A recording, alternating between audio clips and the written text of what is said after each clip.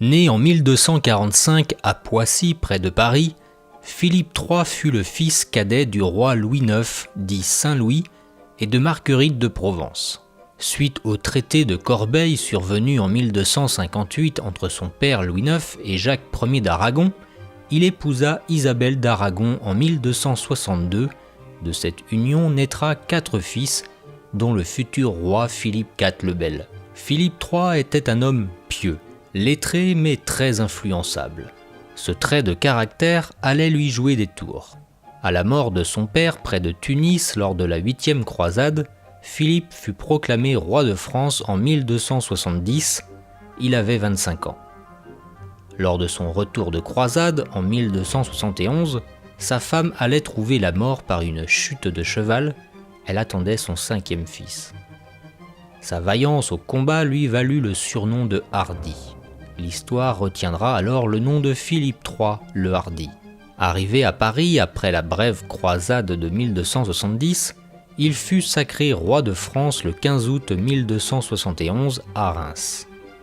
Il épousera en secondes noces Marie de Brabant en 1274, avec qui il aura 3 enfants. Son père, Louis IX, avait œuvré pour structurer un État encore naissant. Au cours du règne de Philippe III, les progrès de l'État étaient évidents, et il lui fallait des conseillers à la hauteur. Tellement à la hauteur que certains en arrivaient à douter de la réelle autorité du roi. Parmi ses conseillers, on retrouvait Mathieu de Vendôme, alors abbé de Saint-Denis, et Pierre de la Brosse, ancien chirurgien et valet de chambre de Louis IX. En politique intérieure, Philippe III n'aura de cesse d'agrandir son royaume et de vouloir affermir son autorité. Cette politique expansionniste passa par des héritages, des unions, des annexions ou encore des guerres. En 1273, le roi Philippe III se porta candidat au trône du Saint-Empire romain germanique, mais dut s'incliner au profit de Rodolphe Ier de Habsbourg. En 1274, à la mort sans héritier de son oncle Alphonse de Poitiers, alors comte de Toulouse, Philippe III rattacha le Midi toulousain au domaine royal. Lors du deuxième concile de Lyon en 1274, il céda au pape Grégoire X le comtat de Venessin près d'Avignon. Quelques décennies plus tard, le Saint-Siège s'y installera pendant de longues années. Il fixa la majorité des rois de France à 14 ans, il affermit la justice royale au détriment des justices seigneuriales et créa un impôt sur les transmissions des fiefs. Au milieu de son règne, une violente cabale se déchaîna contre son favori, Pierre de la Brosse. Celui-ci fut accusé de haute trahison. Que s'est-il passé? Alors que Philippe III leva son armée pour envahir la Castille, soudainement, il voulut négocier avec le souverain castillan.